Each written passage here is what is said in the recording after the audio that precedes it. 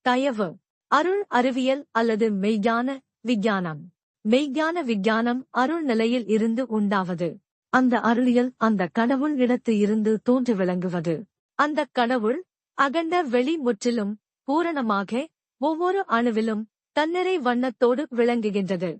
அது மனிதனுக்கு கடவுள் அனுபவத்தை தந்து கடவுள் வாழ்வோடு ஒன்றாக விளங்கச் செய்வது. ஒவ்வொரு கடவுள் அணுவும் பக்குவ காலத்தே பக்குவ மனித தேகம் பெற்றபோது அது பக்குவ மனிதனுக்கு தன் இயல்பை பூரணமாக விளங்கச் செய்வது.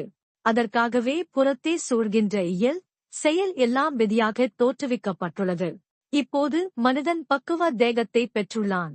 ஆகையினால் மனிதன் அகவுண்மை அறிந்து கொண்டு அதிலிருந்து அருள் உணர்வோடு தன்னைக் கண்டு கொள்ள வேண்டும். ஆகையினால் இப்போது ஒரு மனிதன் தன் உண்மை கடவுளுக்கு தகவே தோற்றுவிக்கப்பட்டுள்ளான் என்பதை அறிந்து தன் உண்மை வடிவம் அருள் அக ஆன்மாவே என்பதை புரிந்து கொள்ள வேண்டும். ஆகையால் இப்போது மனிதன் தன்னை அகவடிவின ஆன்மாவே என்பதை அறிந்து அதனுடைய அருள் அனுபவம் பெறுவதற்கு முயன்று அந்த நிலையில் இருந்து புதிய ஆன்ம வாழ்வை தொடங்குவதுதான் திருவுள்ளம் ஆகும். ஆகையினால் மனிதன் தன்னை தேக வடிவினனாக நினைந்து விதியே நினைத்துக் கொண்டு கீழ்நிலையில் அலைவது தவறு.